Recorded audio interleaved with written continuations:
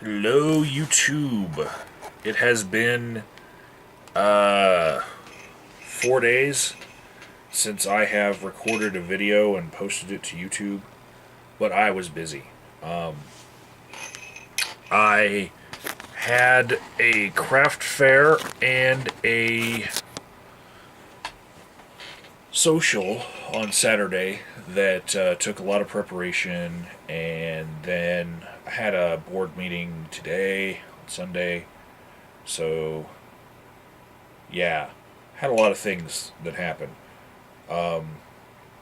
Craft fair went well. The weather actually helped out with that. It was just luck that it got over 45 degrees after a whole bunch of days of like negative temperatures. But that helped, and then the social afterwards, wow, that was grinding on me after like 10 hours of craft fair stuff to just go right into a social in the very same place in my market. That was wow. And then I peeled myself out of my bed this morning to get to work after a long sleep, and then had Katie cover the till while I went to the board meeting, which also happened at my market. So lots and lots of stuff hit me this weekend. So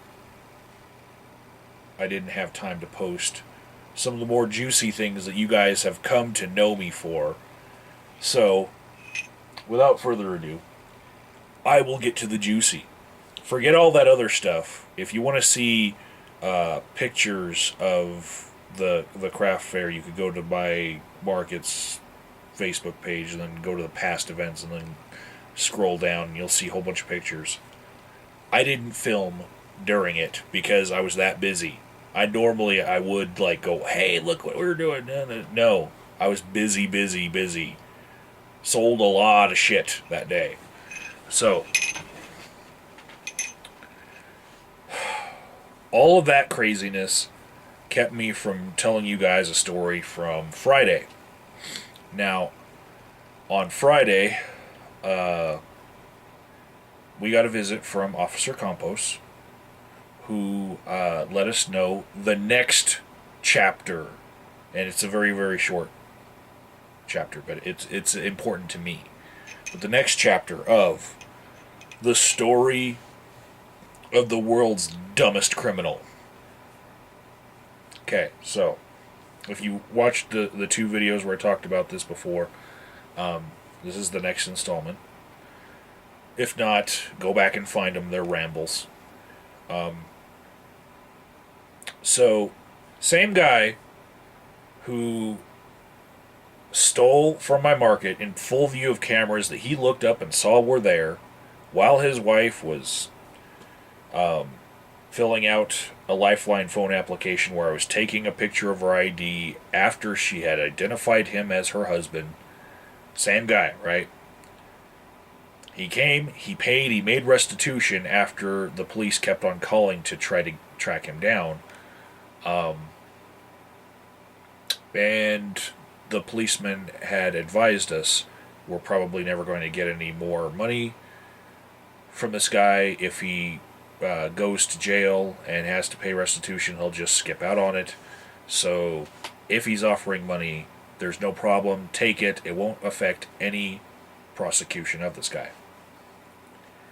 And so when he came and offered to pay and then came and paid, Chad, the vendor who was stolen from, he took the money, as we were advised.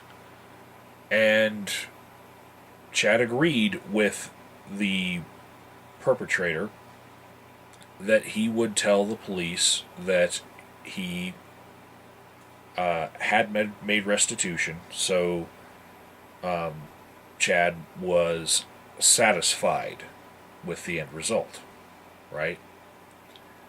Well, we knew that that wouldn't be the end of it because we had talked with the police officer and we gave all of that evidence to the police officer, such as stills from some cameras and, you know, the the application with the driver's license and all the video showing where he was stealing and all that. We gave that all to the officer with a bow on top, literally a bow from the front of my store. I put it on top and gave it to them because here you go, big chicken dinner.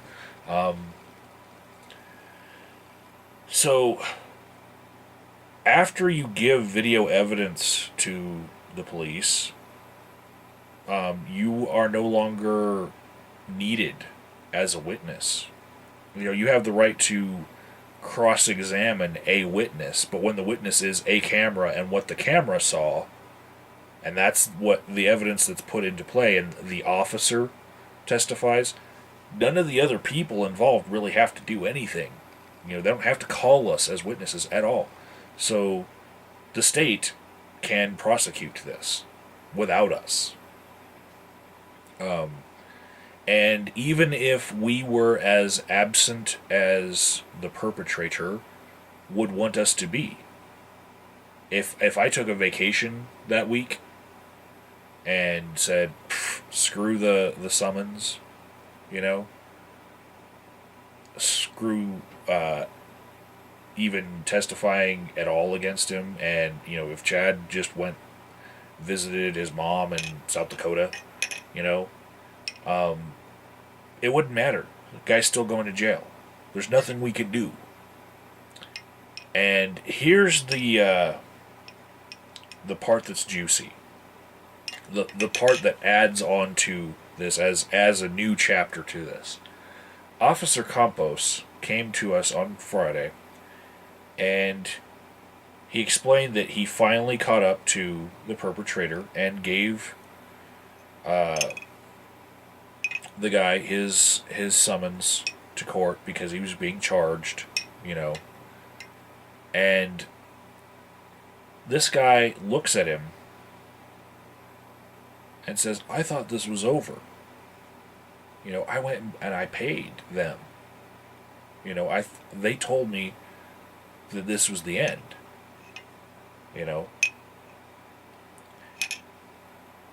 And he gets all sad to Officer Campos and he says, I feel betrayed.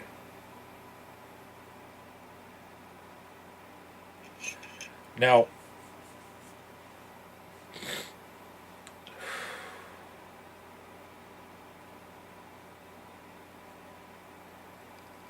Officer Campos, he smiled when he said that, because there's a certain bit of irony there. And I want to explain to you guys what the irony is in my eyes. Okay? I don't have to have a market. I don't have to provide the space that I do that has all of this commerce going on in this neighborhood. Okay? And there are a lot of empty storefronts up and down the main strip in my city right now. I decided that I wanted to do something about it. Okay? I do this because I'm passionate about it. I provide this marketplace so that people can have transactions and barter and trade and sell things, because it's fun and it's awesome that we're doing something rather than watching another place just be all closed and boarded up. I don't have to do this. I've actually laid out business plans that have nothing to do with this, where I would still be making money and I can live without the hassles that I go through, especially the ones I don't need.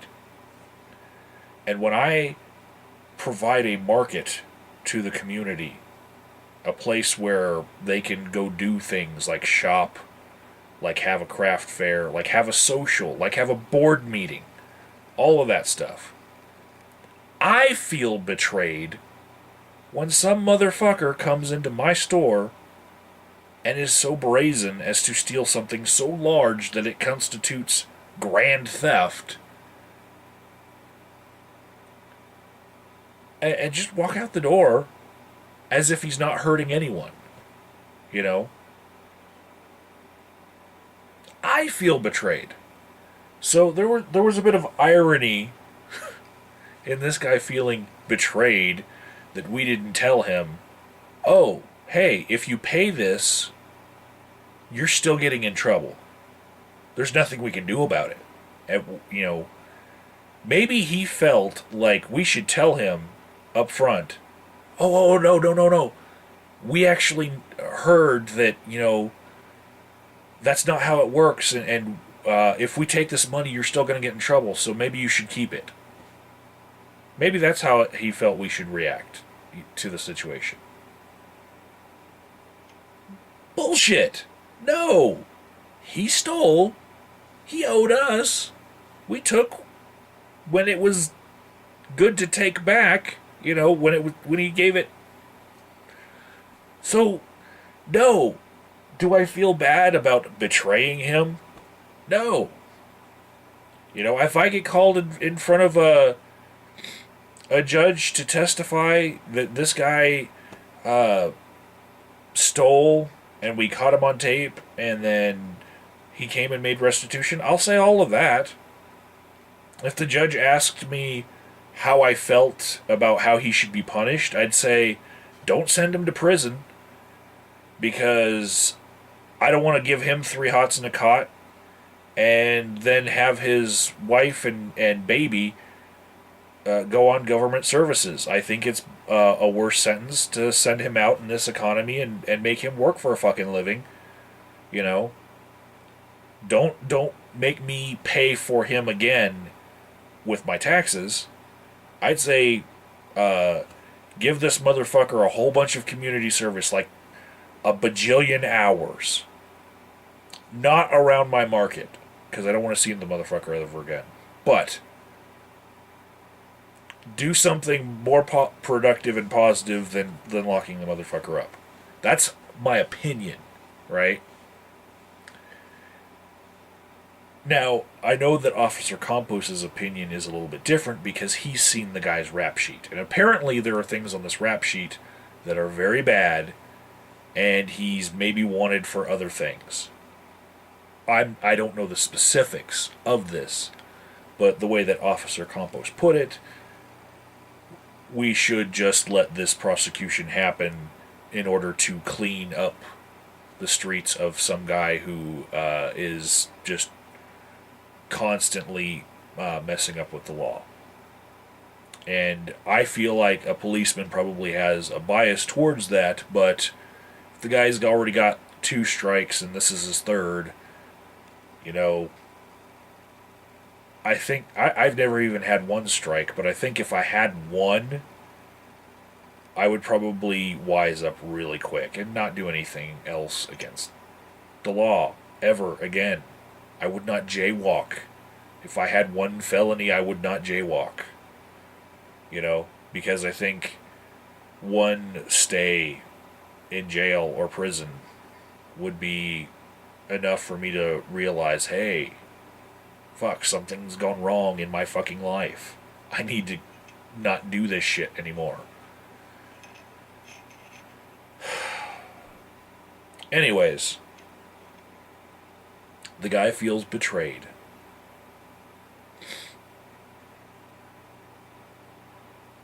And I don't feel bad. In fact, I just feel like he doesn't recognize how I feel betrayed. So, moving on, next juicy topic happened today, after the craft fair. As I'm spending the day cleaning up things and bringing in signs and all that stuff, my friend Ed, you guys might know him as Pikes Peak Ocean, comes rushing into my market today to tell me something out of this world, something straight out of like a James Bond type movie, that he was just tailed and lost his tail, basically in a car chase after having a meeting with somebody who told him some stuff, and they noticed that there was a person sitting next to them in the place where they decided to meet, a little diner, and this person turned on their cell phone camera and was recording what they were saying. So, when they noticed that that was what was going on, Ed gets up to leave the table and notices that the person recording also is startled and gets up and starts to get ready to follow them wherever they're going, you know. And this is secondhand, from Ed to me, but basically when they left, Ed was being followed by a car, and the car was getting up really, really close to his bumper. And he said that he lost the car after a few intersections, and Ed's got a really, really fast car. Okay, so he was able to lose the guy. But he came to my market rather than go home, go anywhere else that he would be expected to go. I hadn't seen Ed since like last year, like physically, not since like Christmas time. So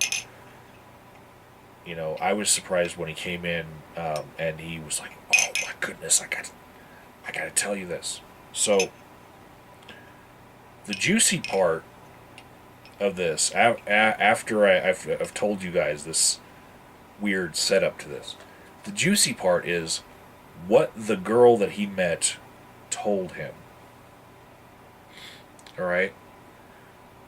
And it has to do with a plan that my city has to try to revitalize the downtown area. This is a plan by our mayor, Steve Bach, who appointed a committee that came up with ideas, and this is one of them. Basically, the plan is they're going to nickname our city the City for Champions. Now, we already have the Olympic Training Center in our city because we have this altitude thing that people love to train in, because when they go to lower altitudes to compete, it's like taking a parachute off of a runner. So we have that going for us, these Olympic training facilities. But part of this rebranding of the City for Champions that Colorado Springs is to become is the construction of a new stadium. During the conversation that they were having, it was revealed to Ed that one of the people who was to benefit from the construction of the stadium to the tune of like $11 million right away if the City for Champions proposal gets passed, is named Chris Jenkins from the Norwood Development Group. And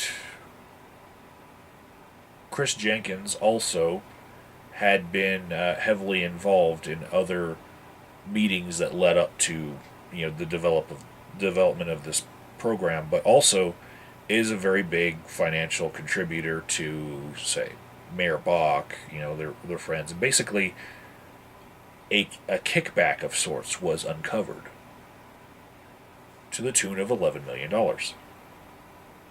And this is what Ed thinks is the reason why he was being tailed by a car when he left that diner. because this information is important to someone somewhere. And my reaction to information and rumors like that maybe nobody wants to say, is just to put them out there in the open. And you know, once they get out in the open, they can't hurt you anymore. And you can start fact checking, because I don't actually know any of this is actually accurate. So what I did when I got home was I looked for an email address to contact Chris Jenkins and ask him, hey, do you stand to gain $11 million if this City for Champions thing gets passed? So I didn't find an email address,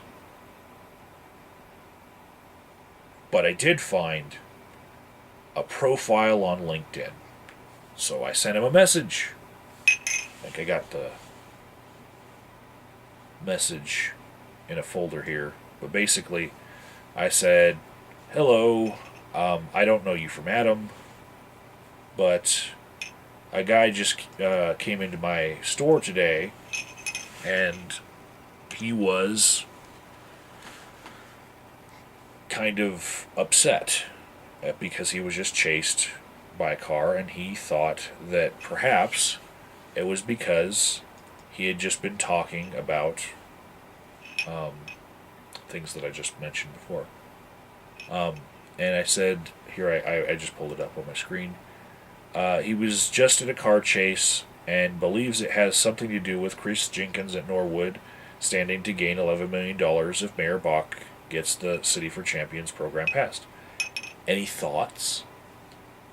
And I sent it right to him. Because, better to hear from the horse's mouth, right?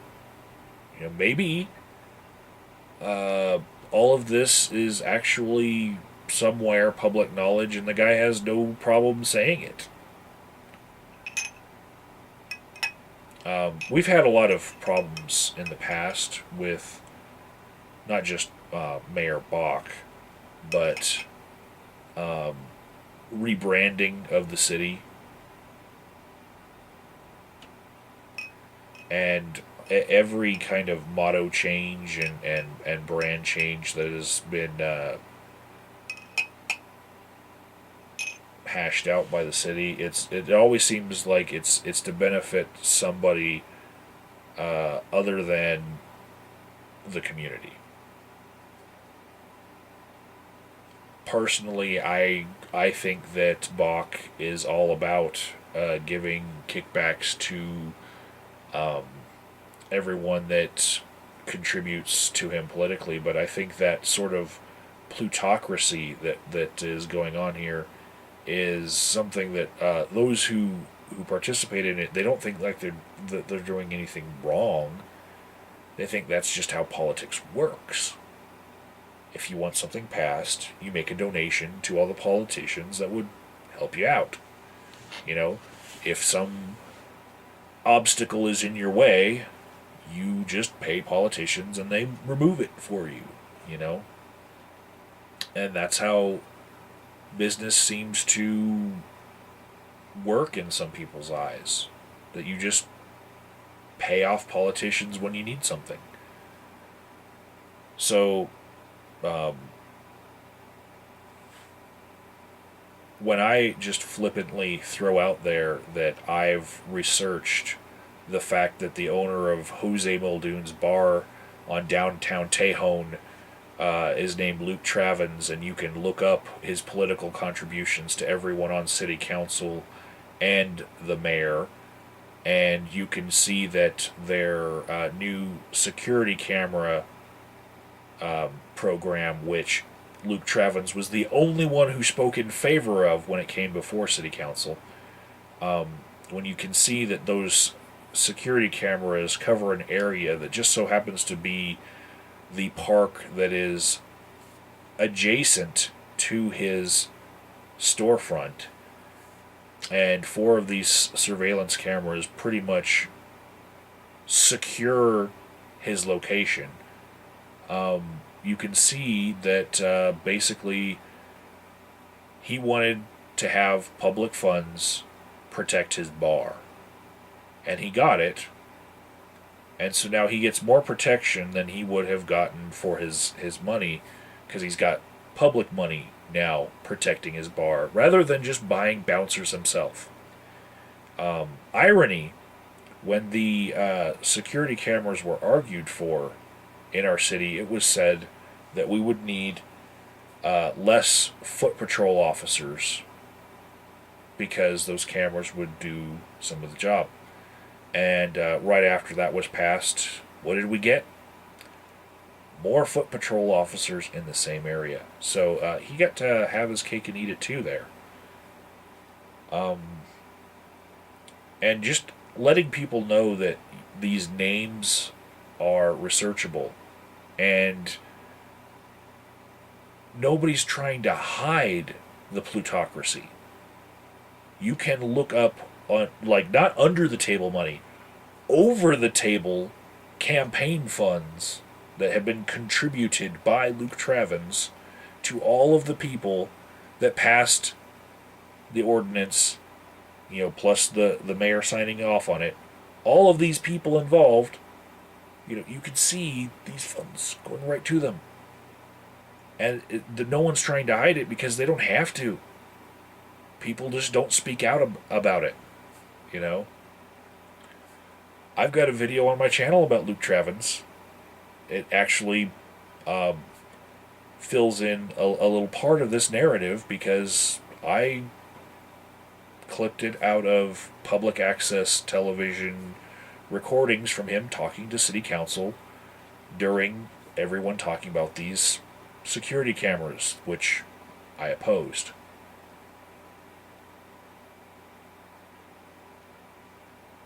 And pretty much everybody I've talked to opposed these security cameras. The only people that really wanted them seem to be the people that Luke Travins paid to want them.